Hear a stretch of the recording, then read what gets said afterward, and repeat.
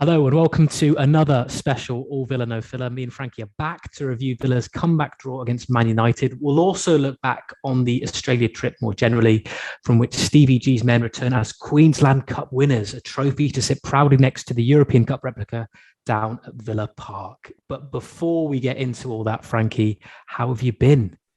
Yeah, doing all right. I worked at the Farnborough Air Show all week. I Right? never How really was that? thought, yeah, never really How was thought I'd that? be, never in my life have I thought I'd go, to an air show, but I got offered, to do some TV stuff there. And You didn't fly a Spitfire or anything, no? I did see a Spitfire. I tried to sneak into it, but they managed to catch me before I did, which is very annoying. I'd have flown over to Cardiff and just flown over your roof. Just like, throwing Open stuff fire. out. Waiting for you to come out. Take you out, take him. Um, and then, maybe flown up to the Birmingham City ground after that and then let loose. It'd be an improvement on their stand, wouldn't it? The way that stadium's Exactly. Do the demolition work for them. Yeah. So it was a great experience. Honestly, I really enjoyed it, to be honest. And also the hotel we stayed in was quite an experience. They put us up in a hotel that people were working with, and it was a hotel and spa. So I thought to myself before, I was like, how can I get away with expensing a massage or a facial or something, But then when we got there, on the sign, the spa bit was crossed out, so Right. it was no longer a spa. It was truly like Faulty Towers, the sequel. It was Faulty Towers for the TikTok generation. Like nothing I've ever experienced before in my life. So if ever a Birmingham City fan says to me, mate, is there any way you'd recommend maybe I could go on holiday or, go on a honeymoon with the missus? I'll say to him, do you know what? Apart from North Korea, there's a lovely hotel and spa in Farnborough. And I strongly recommend that you stay there. You'll definitely not be woken up at 3 a.m. in the morning by some randomer walking into your room, which did happen. So, yeah, that was my week. Who knew the Farnborough Air Show would get so wild for you, Frankie? Yeah, I know. I'm Incredible.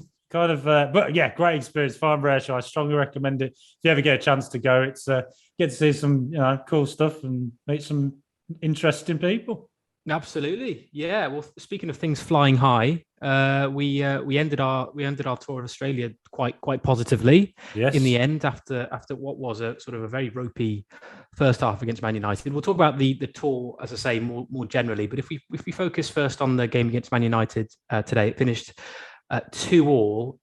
Very much a game of two halves, to use that horrible expression. Is that how you saw it, Frankie? Yeah, completely. I mean, let's first mention the conditions. I mean, it's tough Oh for my God, I know. anybody to play. When it rains in Australia, it rains.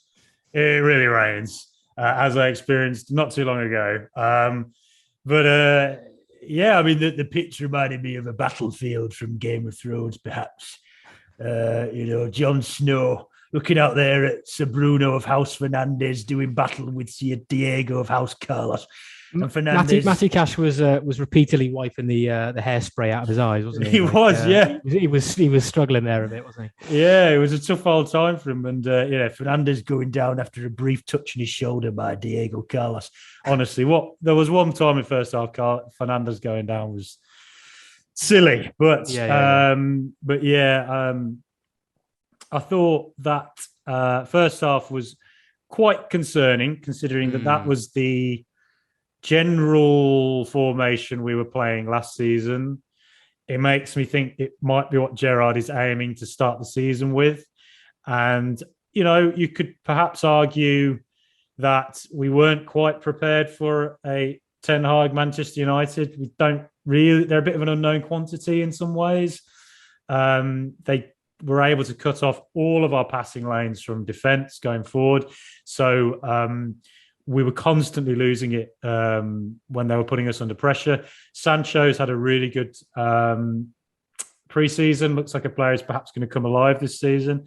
And Rashford looked a little bit more positive than he did last season. But Villa, yes, the Coutinho, Ings and Watkins trio it has worked at times last season, but overall, I can't say I think it's been a roaring success. And today was another example where it didn't really work. It is only pre-season; it may be different, but as the season starts, but Villa by far improved second half.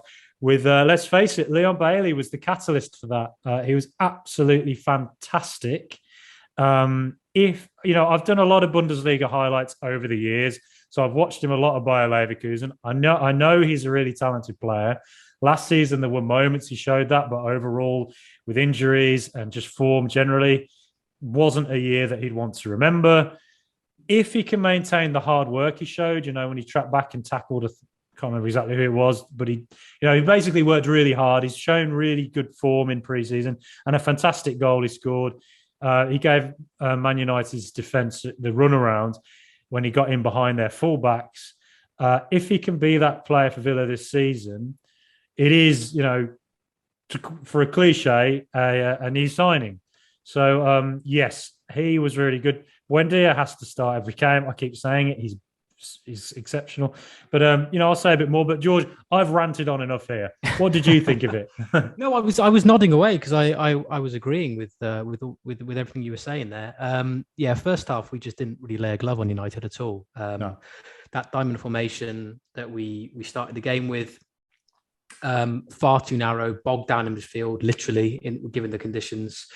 And then, second half, much, much better. That 4-3-3 really seems to suit us at the moment. We've got the players to play in that formation, and Bailey looks like a man, he's done well, I think, pre-season, but obviously today he really showcased what he's all about. I think he's got a lot of hunger and wants to prove a lot of doubters wrong. I think there's probably a fair few Villa fans out there who, given how he performed last season, again, a lot of it wasn't really his fault. He just had this horrible sort of injury record. It seemed that every time he touched the ball, he would go down clutching his hamstring or something. So he looks fitter. He looks, as I say, more up for it. He wants to prove himself in a Villa shirt, and he showcased what he's all about. That's exactly why we signed him. Direct, quick, pacey, can get at players. Not scared at taking anyone on.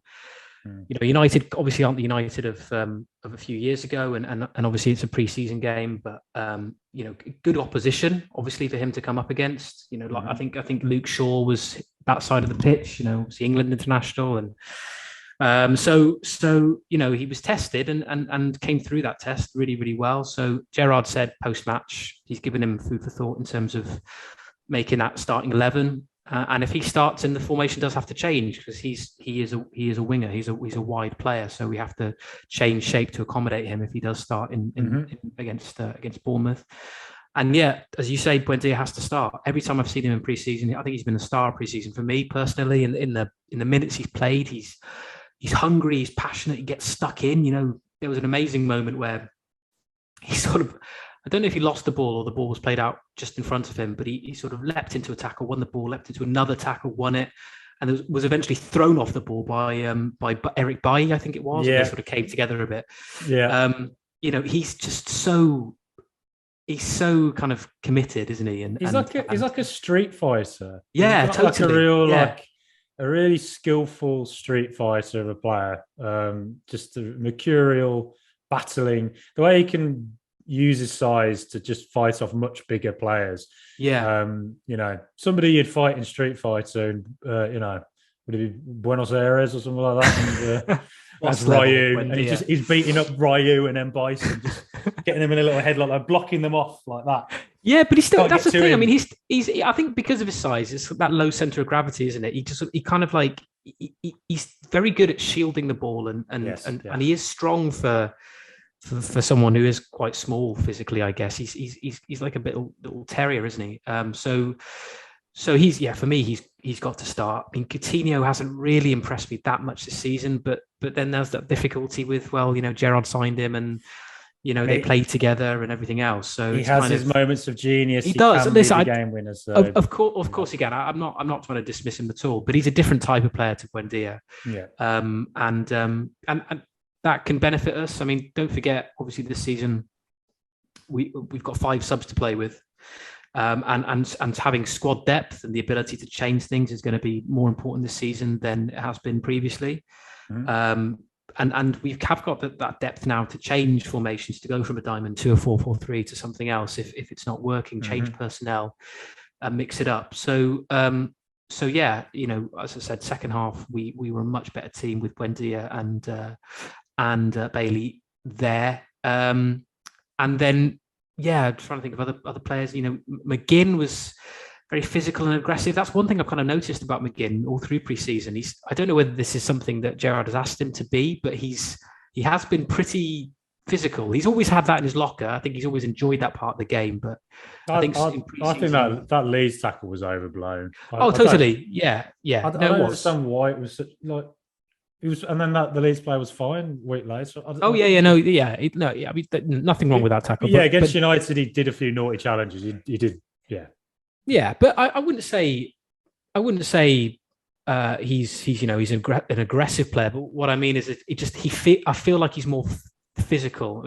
I don't know if that's it's a change or something. Gerrard's asked him to be a bit more kind of like, as physical and get stuck into tackles, not in a dangerous way, but in a kind of a different way that he might be used to doing. Perhaps another street fighter. Yeah, because on the streets of Edinburgh or somewhere like that.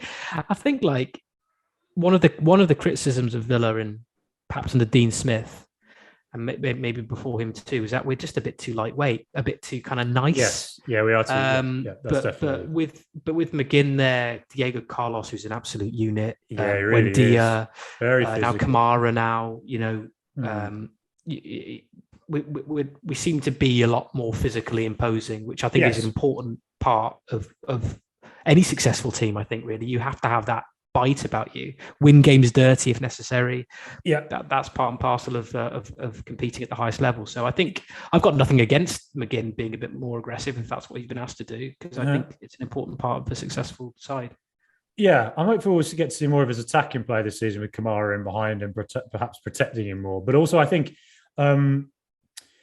Carlos has impressed me. He's just very physical guy, isn't he? He's big, strong, just that kind of presence I don't think we've really had, if I'm honest. And it'll be interesting to see who he'll be the starting centre-back. Yeah. Big signing. I think I'd be inclined to think that Mings will be his partner. But looking at the form of Chambers in pre-season, I think that place is up for grabs. And I'm not 100% sure what our centre-back partnership is going to be this season yet.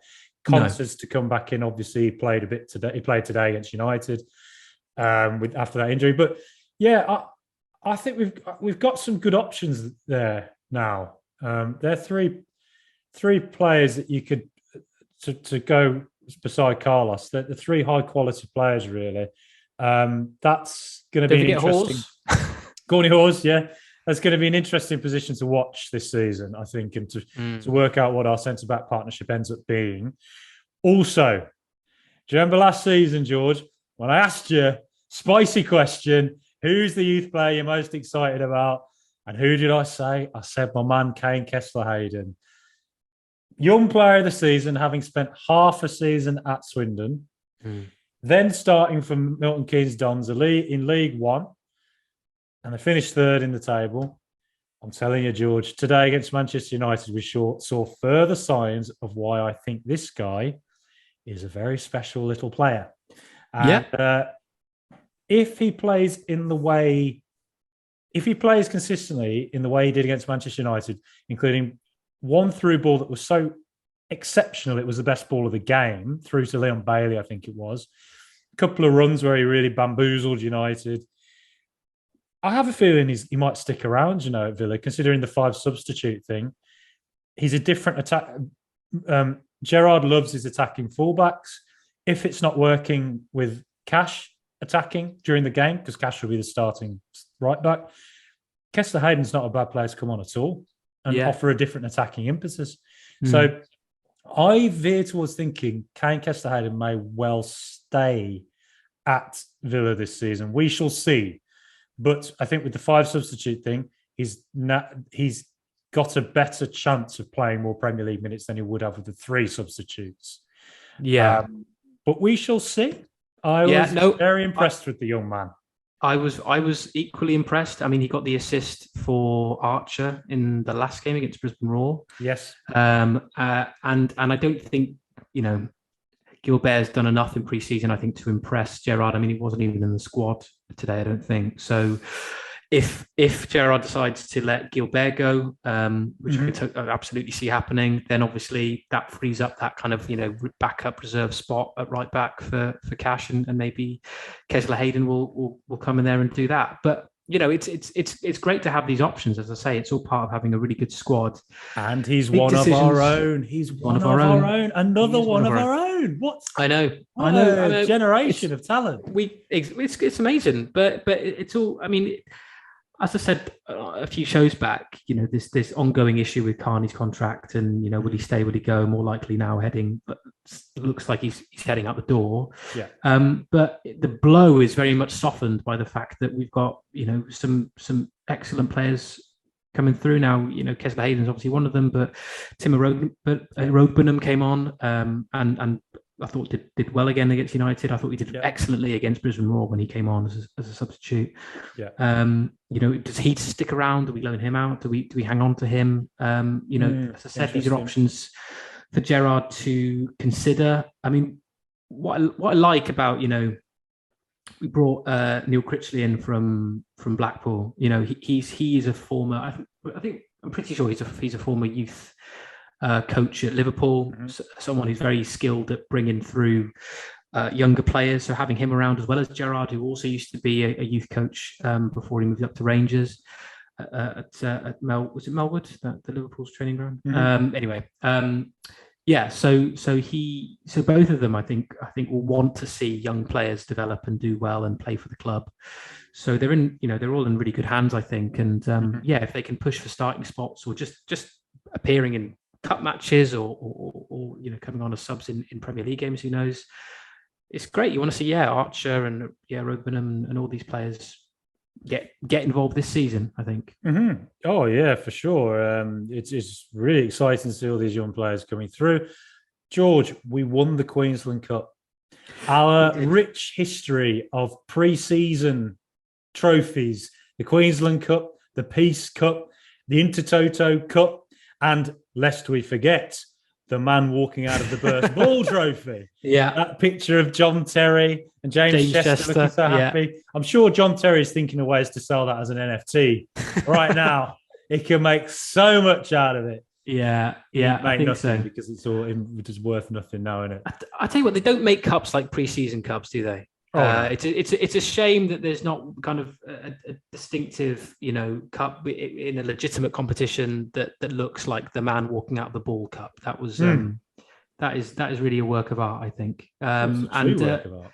Yeah, well, I tell you what, let's talk about the other matches then briefly. In Australia, we have touched kind of on the Leeds and Brisbane Roar games, but what do you think? I mean, if you have a look at think back to the Leeds game. I know it was going back a few days now, but yeah, it was quite a physical game, wasn't it? Considering it was pre-season, they don't really let they did sort of Leeds quite game, aggressive. I wasn't able to see Brisbane Roar game because I was working very long hours, so I had no chance to see it. But the Leeds game, I got to see a good portion of that. And yes, very physical. I thought it was all right. I think first half, Leeds probably started the better, but then Villa kind of came into it and were pretty dominant. I liked the look of Kamara and personally thought Carlos, as I say, I think what I've seen of him this pre-season has been really good. But, it is only pre-season, so you can't read too much into results, but it is positive that we've managed to get 2 wins and then a fighting comeback draw with an equaliser in the last second against Manchester United. That all helps, mentally for the team to prepare. And also, you've got to say Aston Villa's general the way they've presented themselves in Australia has come across extremely well. I think it's been a big win for Aston Villa. We get a lot of listeners from Australia. hello to all of you who are listening or watching on YouTube. Subscribe, please. Yes, I think it's been, I've had a friend of mine send me a few videos and pictures of him meeting all the players when they were training on the Gold Coast. And Villa made it open, so all the fans were able to just meet the players with ease, and the players were brilliant, stopping and chatting to them and everything. And you got to see training. And the one thing my friend Oz told me was that he was surprised at how hands-on in training Steven Gerrard was, because you always hear about how Michael Beale was the brains of the operation, and it would be Neil Critchley, but Gerrard was very hands-on and very drilling into players what he wanted. So that was quite an interesting observation, I thought. And it was fantastic to see all the fans in Brisbane, the main building in the city centre by the Pig and Whistle pub, which I was at so recently. I wish I'd been there for the tour, all lit up in the claret and blue colours. Fantastic, and hopefully Villa have built a great relationship with the fans out there, and hopefully gain some more supporters out there, and hopefully we'll be going back out there again in no time. Yeah, absolutely. Well, it was our first tour of Australia, and yeah, as you say, I mean, great to see lots of Villa fans out there, and a chance for a lot of expats who have moved over there to see Villa play. Probably haven't been to Villa Park for a number of years. Yet they still follow the club and watch the games and stuff. To actually see the players face to face, I think is a big deal. Some really nice social media stuff. Did you see the Villa supporting kid called Aston? Yes, lovely stuff. He was invited to the game. I think it was the Brisbane Roar game, and Gerrard picked him up at school and stuff. I thought that was a really lovely stuff. Great, nice touch. Bozzy interviewing Martinez. Two Villa great goalkeepers speaking to each other. So yeah, I mean, it's great. It's a really good profile for the club. Yeah, as we know from people listening to our show, there are a lot of fans in Australia who are really keen for Villa content and want to know about the club and what's going on back on these shores. So it's fantastic. I mean, the one thing I wanted to ask you about the Australia tour, as good as it was, I mean, do you think there might be any issues in terms of jet lag, because obviously they got to fly back and then they go to France to play Rennes next Saturday, and then obviously the season begins away against Bournemouth after that. So do you think that might be a slight concern or issue? I mean, yeah, they did a lot of traveling, obviously a lot of traveling, and traveling within Australia as well. It's quite a long way from Townsville to Perth. I think it's probably quite sort of 9-hour round trip, considering the way you'd have to go. But possibly. But I'm kind of hopeful that Villa are prepared for that, that know what players are capable of, and have conditioned them well enough and played them to the right amount that they're not overexerting themselves or putting themselves in trouble. So no, I'm pretty hopeful it'll be all right. And and all the Premier League teams do it, don't they? I mean, I think Liverpool were in Thailand, weren't they? And then Chelsea were in the States. So it's what they do these days, isn't it? So it's not like it's a disadvantage, I suppose, for us. It was a great tour. Really good to kind of watch it here as well, and just to get a sense of just how big we are. We know we're a big club, of course, we're massive. But seeing the support over there, it just sort of really underlined that fact that we're not just a big club here. We're a big club all over the world, Frankie. Very true.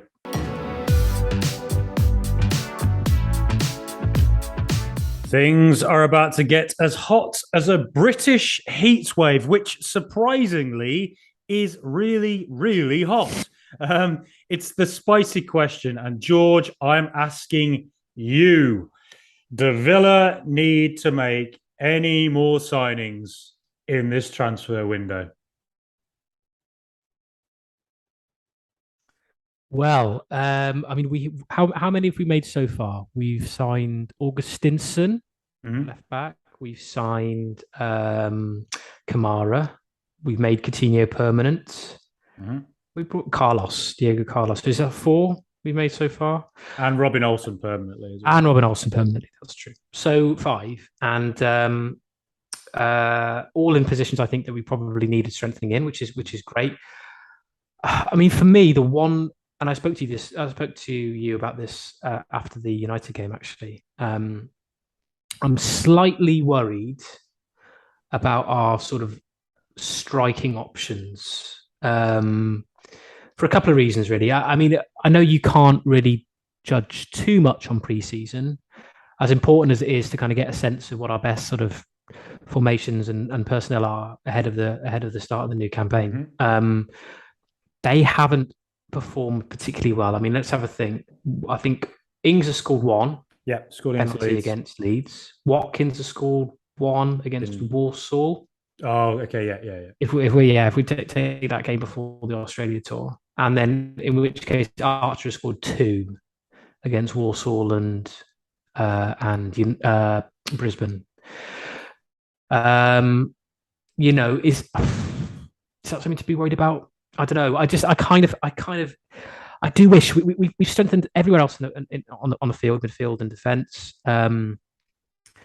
I just worry a little bit about our striking options and how that's going to work. Because the age-old debate: can Watkins and Ings play together? In my opinion, I don't think so. In which case, then who do you start with as the single striker up front? I'm sure there's lots of Villa fans that would love to throw Archer into it, but I just think that's a lot of pressure for a player so young to come in and expect to score as many goals as we'd want him to score in the Premier League. I'm not saying he lacked confidence or ability. I just think it could be just an age thing. I think he's maybe might need another loan somewhere, or might just need to be a bit more of a bit part player this season for Villa. And then if you're looking at Watkins and Ings, Ings hasn't really set the world alight since joining from Southampton, as prolific as he was there. And then Watkins again sort of came into it, and I personally probably would start with Watkins, but I don't know. There's a bit of me that's slightly concerned about our striking options at the moment. Yeah, I'd say our strikers are. Is that a cat I'm seeing in your video right there? Very, very nice. Yeah, it is. This is Mabel. What a view. She is a big Cameron Archer. She's a lunatic. She's a lunatic. She's insane. She'd be a hooligan, I'm telling you. But yeah, yes, a strike. Then it's not perfect up front. No, Ollie Watkins. I really like him. I rate him very highly. I think he's a really good player and perhaps gets unfairly maligned at times. But yes, does he have flaws in his game? Yes, his first touch is not always great, and his hold-up play isn't always great, but he does get in positions to score goals. I think he should aim for 15, 16 a season. I think he's got that in him, considering the positions he gets into and the chances he has. But the fact he's got a couple of flaws in his game.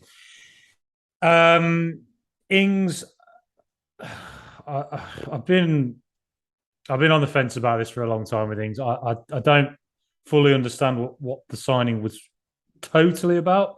A year ago, sort of solved a problem we didn't really have. We did need another striker, but I'm not sure Ings was necessarily it. But look, he is a great player. He's a great striker. And he may yet go and score a load of goals for Villa. You can't write that off happening. No. He's a very talented player, and he did get some decent assists last season, and he'd like to get more goals, I'm sure, this year. But does their partnership work? There were games it did. Southampton 4-0 was an example of that. But on the whole, did it look too convincing? Probably not. So yes, I think a striker is probably something that we could get. But is there room in the squad for one? Somebody would have to make way, you would assume. And Cameron Archer, obviously a lot of hype about him. He's very young. There's a lot of pressure to put on someone like that. But, in the end, he's going to have to get his chance in the Premier League. He's done enough, really, with England and with Preston and with the Villa, in the Carling Cup last season, that great header against Chelsea. So he certainly is going to get a chance in the Premier League. I'd be inclined to think he'll go on loan. But I also wouldn't be surprised if he stays. As I say, the 5 substitute thing might mean that he gets a little bit more game time than he necessarily would have with 3 subs. But other than that, I think Villa's transfer business, Boubacar Kamara, exactly what Villa needed, the exact position. We have been railing about since the dawn of time, since dinosaurs walked the earth. I have been saying, raring up at T-Rexes, Villa need a CDM, and they have nodded in agreement. So, yes, we finally, I think, have solved that with a player who is very dynamic and high quality and has great experience at Marseille and in the Champions League, and is also now a French international. How nice is that? And Diego Carlos is that physical, quite bit of nastiness there, I think. Good on the ball. He's that presence I think we needed at centre back. So I think we've done a really good job, or I'm optimistic that we've done a really good job and that it will pay dividends this season. A couple of our players also have an extra year of experience, Buendia and Leon Bailey, if he can continue his pre-season form into this season. That's really positive. So, yes, cautiously optimistic that we don't need to do any more business really, but maybe others who disagree with that and perhaps would want another midfielder. Or I think a lot. I think a lot might hinge on who goes now. Perhaps yes. we have a fair few fringe players now. Obviously, they're not going until we get a club who's willing to take them off our hands and pay the money for them.